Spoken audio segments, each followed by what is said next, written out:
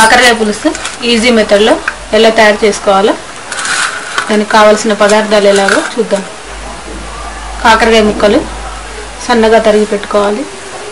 ఉల్లిపాయలు ఒక 3, 4-5 పచ్చిమిర్చి, చింతపండు ఒక నిమ్మకాయ అంత, కొత్తిమీర, అల్లం పేస్ట్, కరివేపాకు, నూనె, పసుపు, ఆవాలు, జీలకర్ర, కారం, ఉప్పు. కాకరకాయ పులుసుకి కావాల్సిన పదార్థాలు చూసాం కదా. ఇప్పుడు తయారీ విధానాన్ని చూద్దాము. ముందుగా డీప్ ఫ్రైకి కొద్దిగా ఆయిల్ ఎక్కువగా వేసుకొని ఈ కాకరకాయ ముక్కలన్నీ లైట్ బ్రౌన్ కలర్ వచ్చేంత వరకు వేయించుకోవాలి.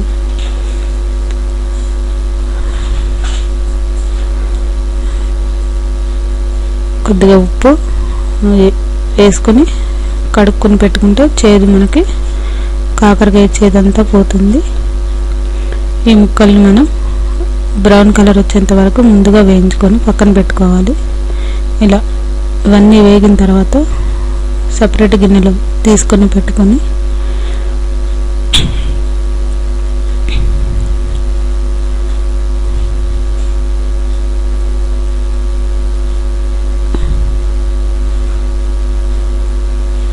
మొత్తం కూడా అన్నీ తీసి పక్కన పెట్టుకున్న తర్వాత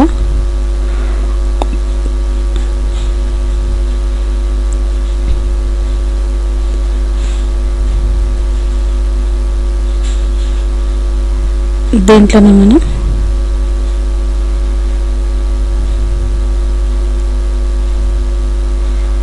అదే ఆయిల్లో ఉల్లిపాయలు, పచ్చిమిర్చి వేసుకోవాలి. ఇవి కూడా మనకి బ్రౌన్ కలర్ వచ్చేంత వరకు వేయించుకోవాలి. కొద్దిగా జీలకర్ర, ఆవాలు కూడా వేసుకోవచ్చు.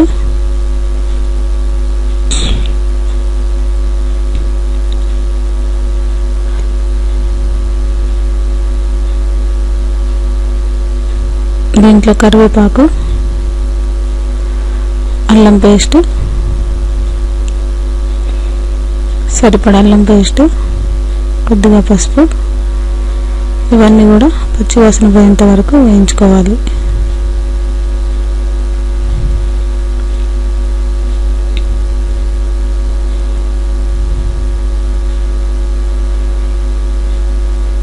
వేగిన తర్వాత కొద్దిగా కారం వేసుకోవాలి.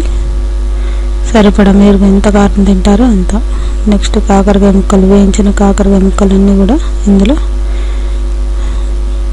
వేసిన తర్వాత అన్నీ కూడా ఒక 2 నిమిషాల పాటు వేయించుకోవాలి.